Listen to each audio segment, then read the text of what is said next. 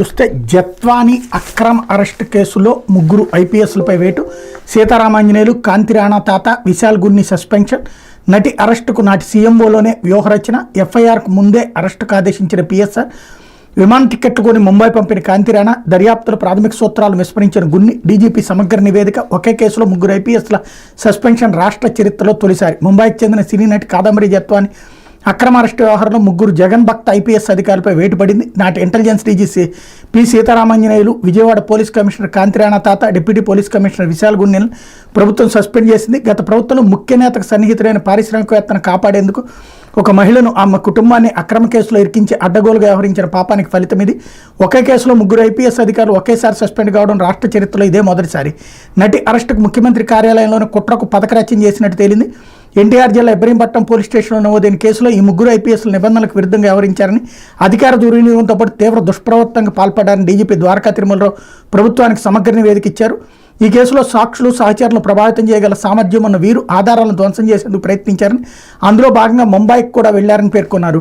DGP నివేదికను పరిగణలోకి తీసుకుని ముగ్గురిని సస్పెండ్ చేస్తూ సీఎస్ నీరబ్ కుమార్ ప్రసాద్ ఆదివారం వేర్వేరు ఉత్తర్వులు ఇచ్చారు. ప్రభుత్వ అనుమతి లేకుండా హెడ్ క్వార్టర్స్ విడిచి వెళ్లొద్దని ఆదేశించారు. డీజీపీ నివేదికలోని కీలకాంశాలు ఇవి. విజయవాడ సిపి కాంతి రాణా తాత, డీసీపీ విశాల్ గున్నెలు 2024 జనవరి 31న నాటి ఇంటెలిజెన్స్ డీజీ సీతారామాంజనేయులు సీఎంఓకి పిలిచి మాట్లాడారు. ముంబైకి చెందినటువంటి సినీ నటి కాదంబరి జత్వానీని అరెస్ట్ చేయాలని చెప్పారు. అప్పటికే ఆమెపై ఎలాంటి కేసు లేదు. ఫిబ్రవరి 2న ఉదయం 6:30కి ఆమెపై కేసు నమోదైన రికార్డులు సూచిస్తున్నాయి. అంటే కేసు నమోదుకు ముందే ఆమె అరెస్టుకు పిఎస్ఆర్ ఆదేశాలు ఇచ్చినట్టు స్పష్టమవుతుంది. ఆయన తన హోదా అధికారాన్ని ఉపయోగించి అసంపూర్తి సమాచారం ఆధారంగా కేసు నడిపించడం, పరిశీలన లేకుండానే దర్యాప్తును వేగవంతం చేయడంలో కీలక పాత్ర పోషించారు. ఇది కుమ్మక్కు, అధికార దుర్వినియోగమే. విధి నిర్వహణలో తీవ్ర దుష్ప్రవర్తనకు పాల్పడ్డారు. డీజీ చెప్పిన నోటి మాటతో నాటి సిపి కాంతి రాణా బాధ్యతారహితంగా వ్యవహరించారు. కాదంబరి అరెస్టుకు ఆదేశించడంతో పాటు ఎఫ్ఐఆర్ నమోదుకు ఒక రోజు ముందే విమాన టికెట్లు బుక్ చేయించడంలో కాంతి రాణా పాత్ర ఉంది. కేసు విచారణ పర్యవేక్షించడంలో ఘోరంగా విఫలమయ్యారు. ఫిర్యాదును సమగ్రంగా పరిశీలించకుండా, ప్రాథమిక విచారణ చేయకుండానే జత్వానీని అరెస్ట్ చేయాలని జనవరి 31న అధికారులకు ఆదేశాలు ఇచ్చారు. సంబంధిత అధికారులు ముంబై వెళ్లేందుకు విమాన టికెట్లు ఏర్పాటు చేయాలని తన సిపికి సూచించారు. పోలీస్ బృందాన్ని ఏర్పాటు చేసి నిందితుల అరెస్టుకు ఇతర రాష్ట్రానికి పంపే ముందు రాతపూర్వక ఆదేశాలు ఇవ్వలేదు. ఫారెన్ పాస్పోర్ట్, విమానంలో వెళ్లేందుకు అనుమతి లేదు. కాంతి రాణా మౌఖిక ఆదేశాలతో ఆయన సీసీ, నాటి DCP Vishal Gunni, ADCP Ramanamurthy, inspector Sridhar, SI షరీఫ్లకు ఫిబ్రవరి 1న ప్రయాణానికి విమాన టికెట్లు బుక్ చేశారు. అప్పటికి జత్వానికి వ్యతిరేకంగా ఎఫ్ఐఆర్ నమోదు కాలేదు. కమిషనర్ సూచనల మేరకు సీసీ తర్వాత ఇబ్రహీంపట్నం సీఐ సత్యనారాయణ, ఆర్ఎస్ఐ ఏ దుర్గాదేవి, కానిస్టేబుల్ మౌనిక, రమేష్, గీతాంజలి, రమ్యాలను కూడా విమాన టికెట్లు తీసుకున్నారు.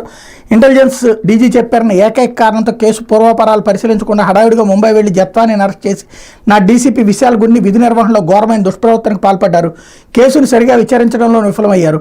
ఫిబ్రవరి 2 ఉదయం 6:30కి ఎఫ్ఐఆర్ రిజిస్టర్ అయింది. ముందే నిర్ణయించుకున్నట్టుగా ఉదయం 7:30కు ఉన్నతాధికారుల నుంచి రాతపూర్వక ఆదేశాలు. ప్రయాణానికి విదేశీ పాస్పోర్ట్ లేకుండానే ఆయన ముంబై బయలుదేరారు. డీజీసీపీ ఆదేశాలతో ఆయన ఈ చర్యలకు ఉపక్రమించినట్టు స్పష్టమవుతోంది. అధికారిక పనిపై ముంబై వెళ్లిన గున్ని ఎలాంటి టీఏ, రవాణా బత్యం క్లెయిమ్ చేయలేదు. అరెస్ట్ అయిన వ్యక్తులకు వివరణ ఇచ్చే అవకాశం ఇవ్వలేదు. నటి అరెస్టుకు ముందు ఎలాంటి విచారణ చేయలేదు. సరైన సాక్ష్యాలు, డాక్యుమెంటరీ ఆధారం లేకుండా ఎఫ్ఐఆర్ నమోదైన కొద్ది గంటల్లోనే వ్యవహారం అంతా నడిపించారు. ఇది దర్యాప్తులో ప్రాథమిక సూత్రాలను విస్మరించడమే తప్ప మరొకటి కాదు అన్నటువంటి డీజీపీ నివేదిక ఆధారంగా ఈ చర్యలు తీసుకున్నారు. లేకపోతే కేజ్రీవాల్ రాజీనామా